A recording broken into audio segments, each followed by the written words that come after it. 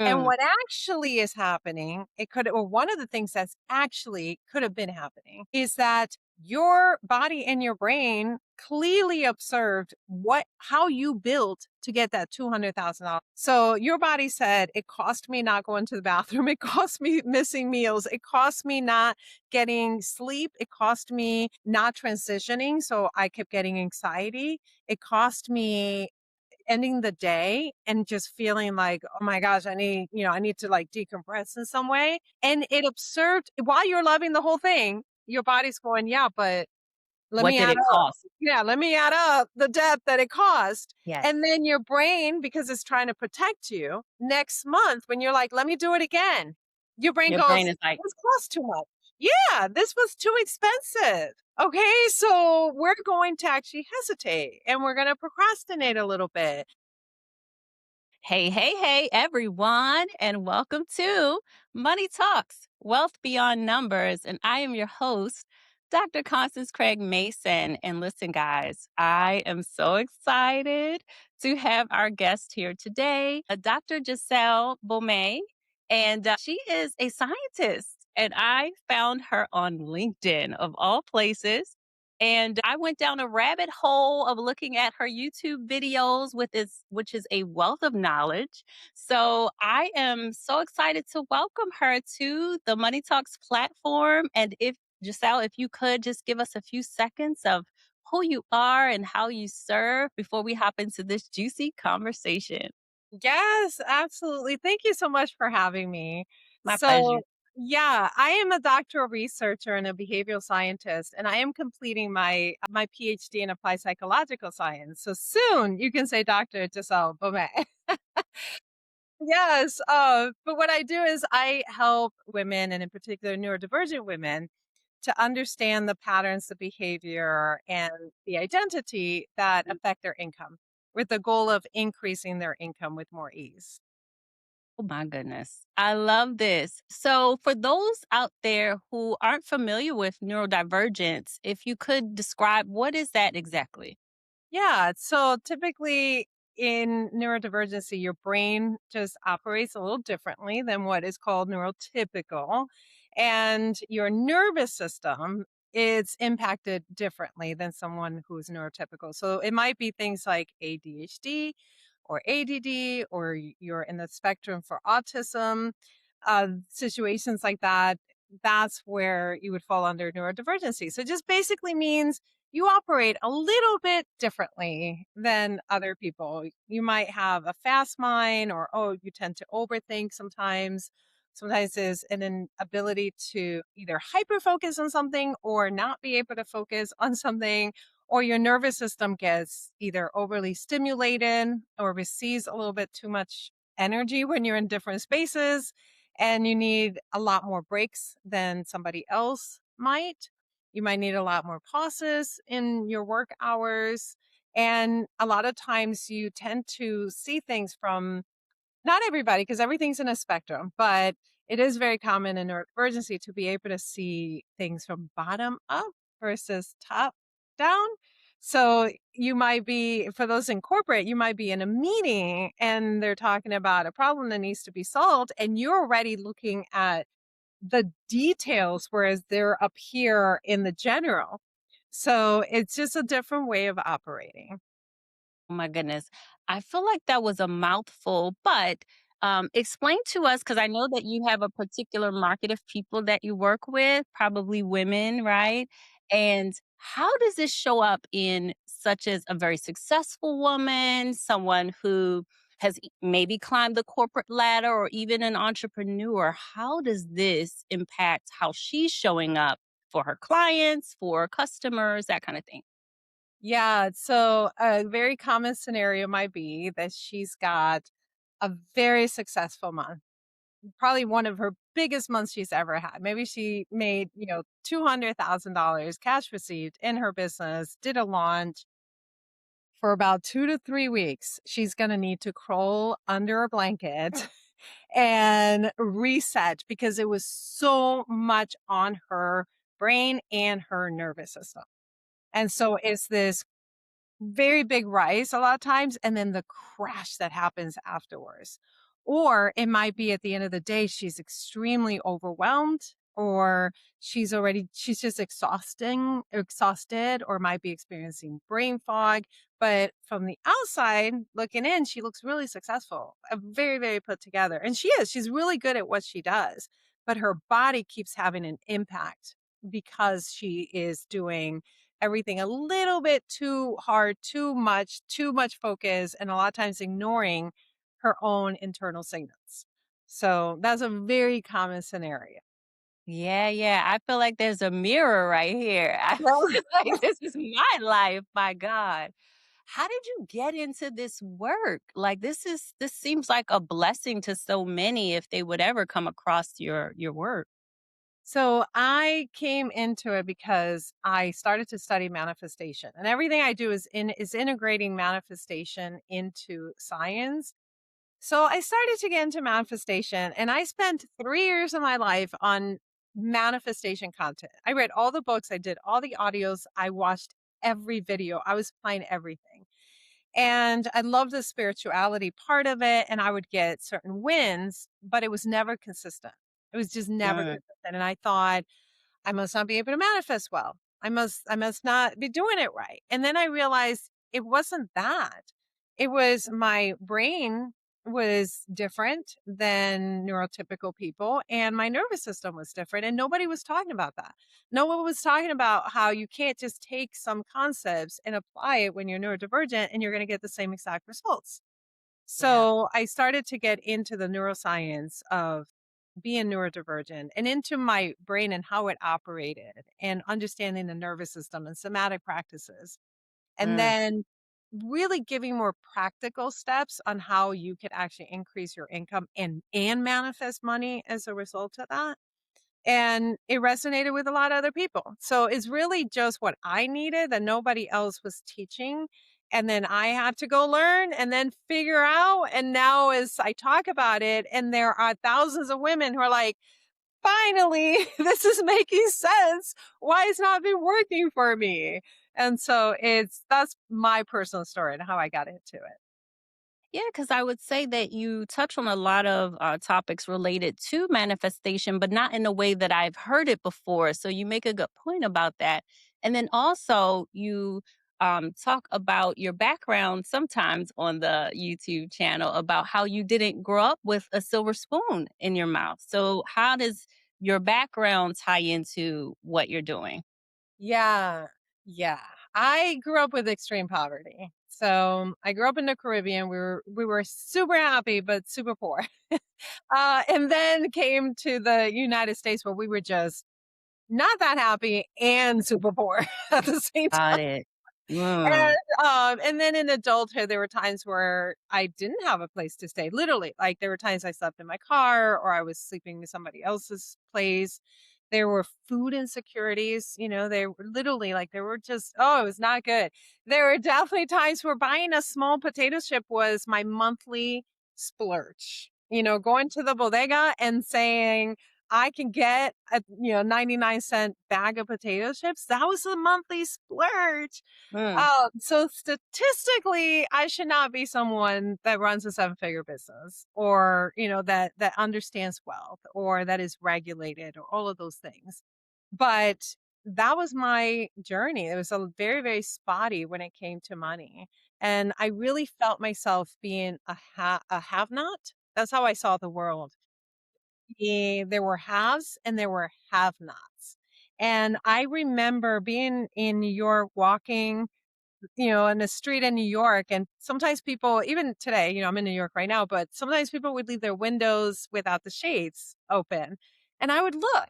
And I remember one time seeing a family and they were having dinner and they were laughing, right? Like they were happy. And I go, oh, other people are not living my life. That was mm, my first realization of there are other people living a different life. Like they seem happy. Like, but there was such a separation between them and me. And I think I was probably like 12 and I'm like, oh, I'm a have not. And they're the haves. And that was how I saw my world and money. most of my life. It's interesting. I have a lot of similar parallels. I say little Connie, right? So I'm big Connie now. But Yeah. little Connie would notice those kinds of things in different spaces, not have the language for it, not really know what to do with those emotions around it. But I definitely witnessed that people were living differently than us and not even wealthy or rich, but just like you mentioned, laughing, togetherness, just ease. And I'm like, well, every basic thing is hard for us. Like you mentioned, just getting a snack or being able to have 3 meals a day. Like families do that effortlessly, but it was challenging for my mom. And so you make a good point of just witnessing regular everyday living, but there was a disconnect between how you were seeing it and how you witnessed other people, right? Yeah. Yeah. And it's kind of sad when you think about it because a kid doesn't know any different, right? Like this is your life until you start. And it almost a lot of women that I talk to, they get to that same point where they realize, wait, there's a difference. This might not be normal. Right? But up to that point, you just accept it. You just realize this is just life. Mm, But they think back and, even like little Connie, like that sad moment when, oh, okay. right. This is not everybody, Exactly. and when a kid gets to that point, just the idea of that to me is just like, it's so sad. I wish I Mhm. could change it for everybody, but it is sad when a child realizes my experience of life might not actually be normal. Right, right. Yeah. And you talk a lot about safety in the nervous system, where a lot of us, even thriving entrepreneurs, we're not really focused on that. We might be focused on production or growth or things of that nature. But I do realize that at times, even when you are having a great month or a great year, that you do need that recover time. And I find that people don't always understand it. It's like, what are you crawled up in a knot with the fleece blanket for when you just had an incredible month? Maybe that's just my life.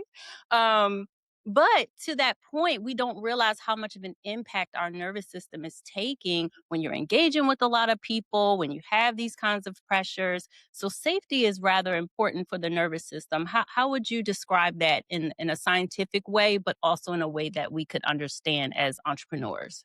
Yeah. So particularly if you're someone that's neurodivergent, you tend to override your internal signals. So in loving it the whole time until you realize I can't do this anymore. And that's what gets tricky because it's not like I'm doing work I don't like and that's what burned me out. It's not that. Is you're usually doing something you love as you're building and still find yourself completely overwhelmed. Because one of the biggest things that a neurodivergent person will do is forget that they didn't have a snack. Forget that they actually needed to go to the bathroom, not forget, but almost like not pay attention because there's so much dopamine going on in something else. So it's forget that they wanted to go to the bathroom an hour ago, but they didn't. They needed to stop and have lunch, but they didn't because they were loving so much what they were doing. And all the accumulation, those are ignoring your internal signals. So all the accumulation of that starts to create a debt. It's a somatic debt. And then next thing you know, you are crashing out. Literally, you're just like, yeah, I need my fleece blanket. I need to go hide. But it, Right. it didn't just happen. It's all the signals that were ignored along the way. Mm, Like the pauses you didn't take, the breaks that you didn't take, the creative work that you let go because you were so focused on building, the play that you let go because you were so focused on building. Like all of those things, we have to be very mindful in systems and structures to give to ourselves so mm. that you do live a reality where you have an amazing month and you don't need to go hide because you need to recuperate from Yeah, that's a great point. So, one of my business mottos is live the life you want without worrying about money. And so, it. when I hear you say create wealth without taking on somatic debt, to me, that kind of feels the same, right? Mhm. And I'll give you a quick example here. So, this past week, I do workshops in the community. and I did a social security workshop for some boomers. So this was about maybe 60 households collectively that I had been in front of, encouraging, teaching, elevating, all the things. And then right after that, I had to see my clients in office. And then I go into the weekend where I'm seeing my sister in law and taking her on a journey because we're doing a new build. And she was so excited. And then we drop her off, go get my granddaughter and go bring her. I mean, it was just back to back. Great stuff. Amazing stuff. I get to Monday and I'm like, what is going on? Like, I need to go lay down, right? And not because I was doing physical work or doing anything difficult, but it literally hit me like a light bulb. And I said to my husband, I did too much. Yeah. I Yeah. literally did too much for my nervous system. Yeah. And then I felt like, but I notice this often, like cycles. I'll notice it quite often, but now it's getting to the point I want to catch it a lot sooner, or I want to not be able to overwhelm myself going through the door. Does that make sense? Yeah. Yeah. Even when you start, by the time you got to Saturday, I already knew what your Monday was going to be. Right. And you were like, Like, oh, yeah, her Monday's a crash. right. So I But couldn't even enjoy the success of the workshops yes, and being around everyone because I was up under that fleece in yes. the Yeah. summertime. Yeah. This is That's what I meant by like there has to be systems and structure to it. Because you were loving the whole time, I right? was Like you loving were it. just like, this is great the whole time until you get to Monday. But and okay, even if you're not neurodivergent, somebody will listen to this and say, oh, well, that was a lot. I too would be tired on Monday. When you're neurodivergent, it's just a different level. It's a Right. different level of impact than somebody who's neurotypical.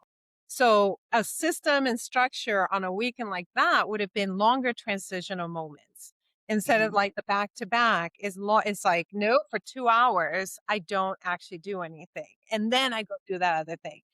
The other thing would be a reduction of activities and being able to say no to certain things because you just gave a certain amount of energy.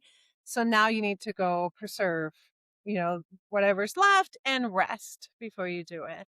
Or is recognizing if I did a workshop and I'm around 60 people, my nervous system already is going to have a greater impact on that compared to somebody else. Therefore, I need to say no to the Sunday big family activity. One or the other would need to give, or I go, but I'm only staying an hour or I'm staying half an hour. Yep.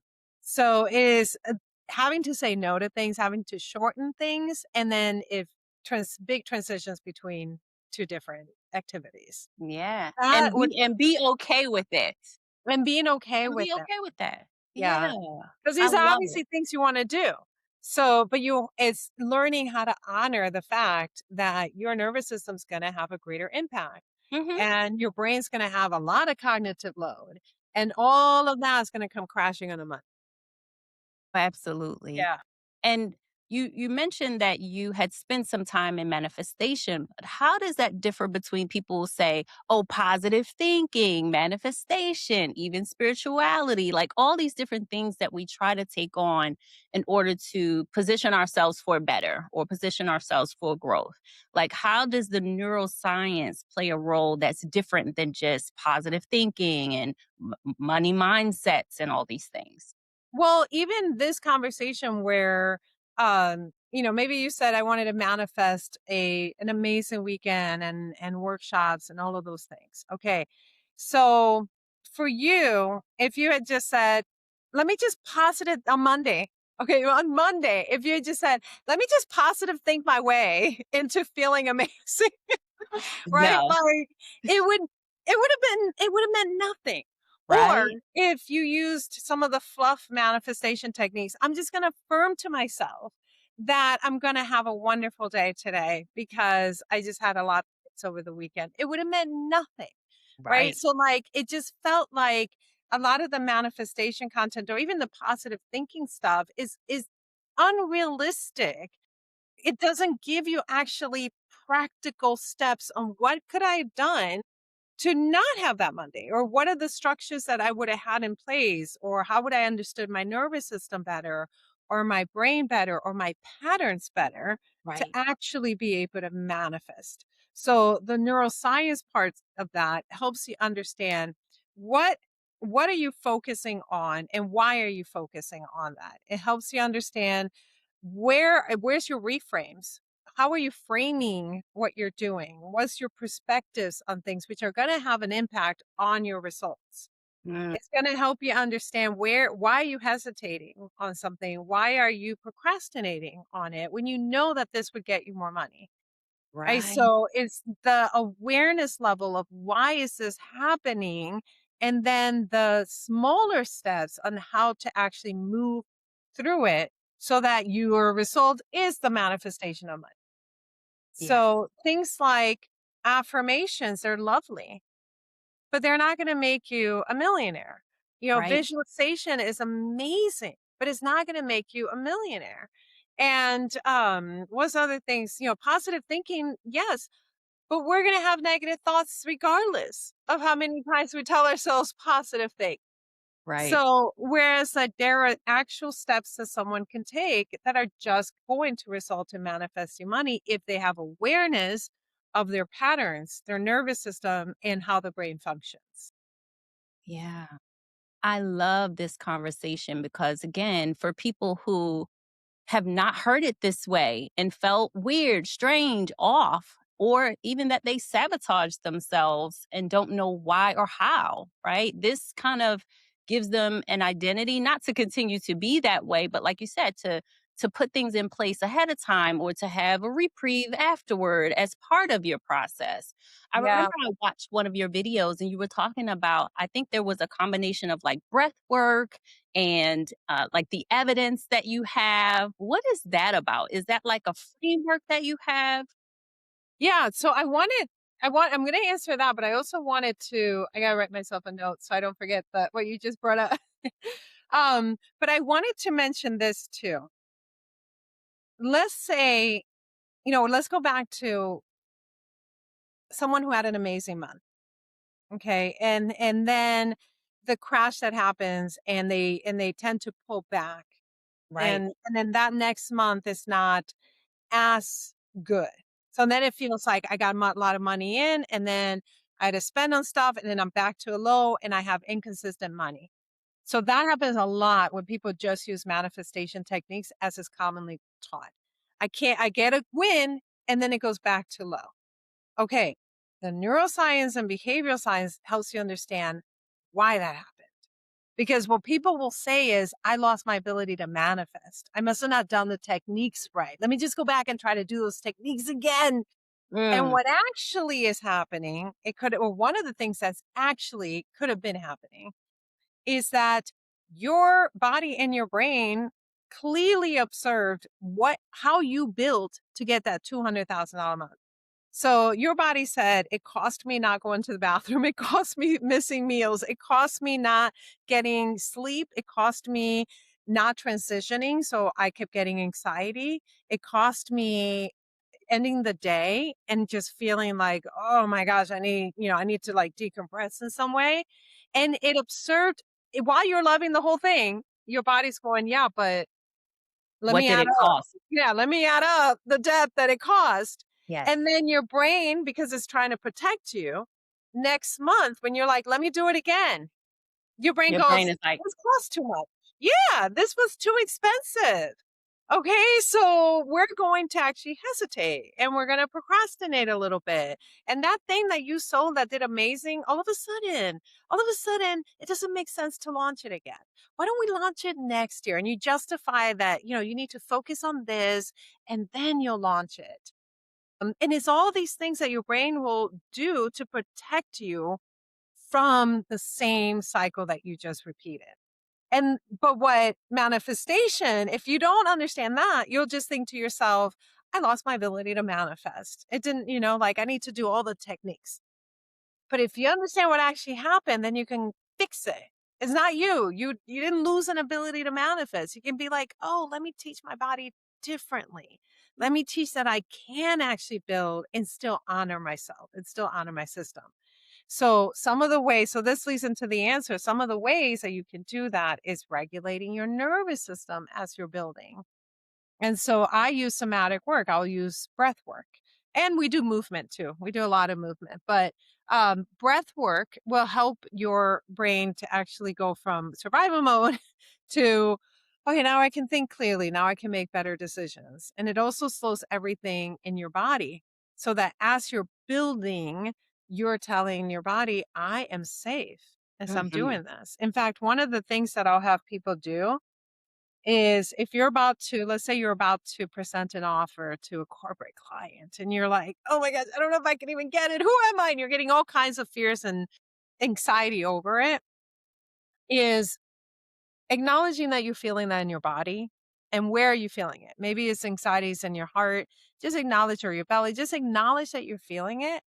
And then for one solid minute, just slow down your breathing. Is down, down, down. Just inhaling from your nose and exhaling from your nose, because that tells your body I'm safe and secure. Slowing everything down while the sensation still exists. So we're not trying to necessarily remove the anxiety.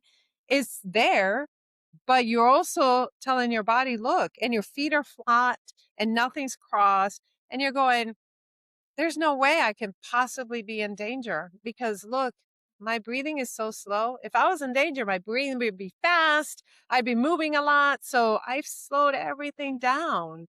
So I'm sending that signal that even though I have nerves around presenting that proposal, I'm safe. And Yeah. now your brain is less likely to try to protect you next time that you do something that actually is good for you, such as presenting that proposal to the corporate. So that's one of the ways that that I'll use breath work. Oh my God, I love that so much. And I do that. I've started to do that and it Mhm. works for sure. I think that you have something called, is it neural imprint? Is that something that you just do with your clients or that you teach on your platforms? Yeah. So the Neuroimprint method is where we use behavioral acceleration alongside business acceleration. So your business now becomes the lab. It becomes the place where we get to experiment the behavioral changes.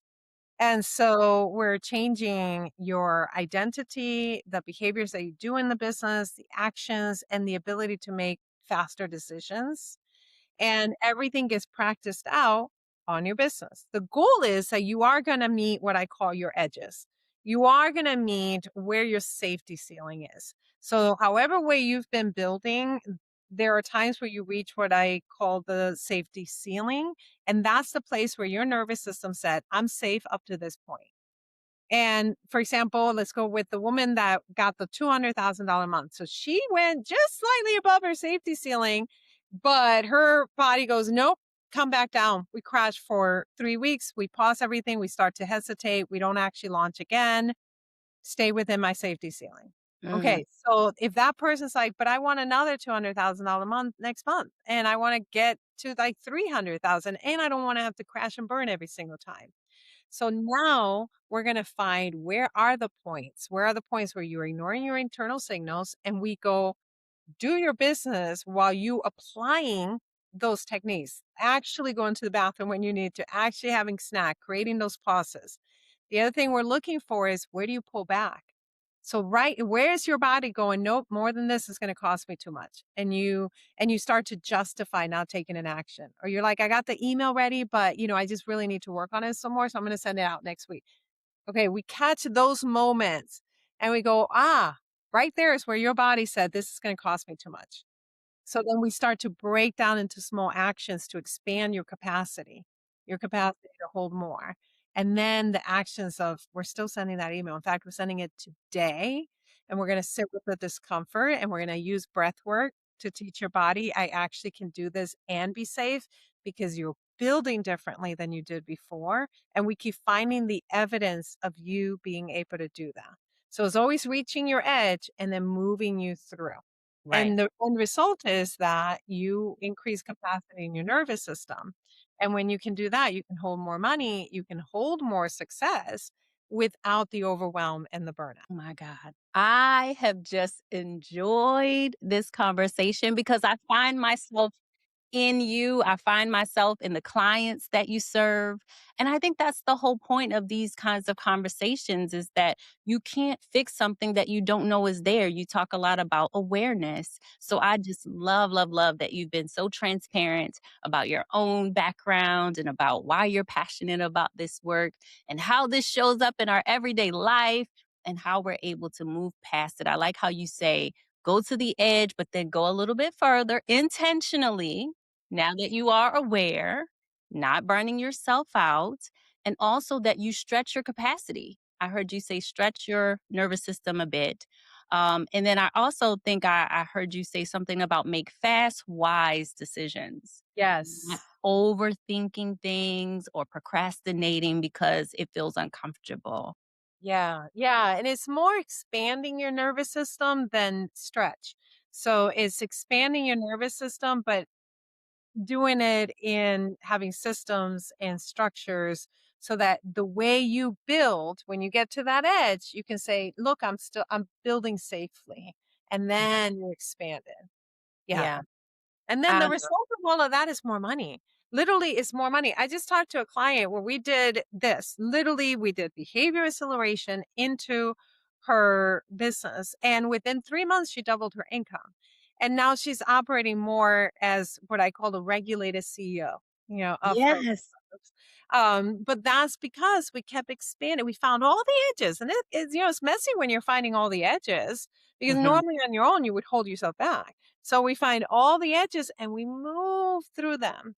And it gets messy until it gets organized. And then all of a sudden you're like, I've acclimated. This is nice. I can build and I'm honoring myself. I'm not building and crashing. Build and honor yourself. Yeah. That's gold. And regulated CEO, that's gold too. Regulated CEO. Listen, because who's teaching that besides yourself? Okay, I love it. Yes. I feel like we need a part two because I know you've got to head out, but can you Yeah. please share with our audience how can they connect with you if they'd like to just learn more, if they'd like to work with you on your framework? How can they do that? Yeah, so the best way is just go to my YouTube. I teach everything that I know on my YouTube. So is you can find me Giselle Baumet on YouTube and is Baumet, and you'll get access to all my videos and start there. Absolutely. And are you on LinkedIn or I am also on LinkedIn. Yeah, okay. I'm on LinkedIn, but honestly, like if you go first, just start watching some of my videos on YouTube. From there, you can see where you can come closer to work with me, but start on YouTube. And then if you're already somebody, if you're already a woman where you're like, wait, she's talking about me, like this whole time she's talking about me, then send me a message on LinkedIn. It's just Baumet. I'm just Baumet everywhere. My website, LinkedIn, and YouTube. Love that. Well, thank you for sharing. And to our audience, please make sure that you subscribe to our channel, that you let others know that we're here because Money Talks is not just about spreadsheets, assets under management, all of these. It is who you are becoming on this journey of wealth building. And so, with that, we want you to continue to be well. And yes, please follow us and Giselle on our YouTube pages. Thank you.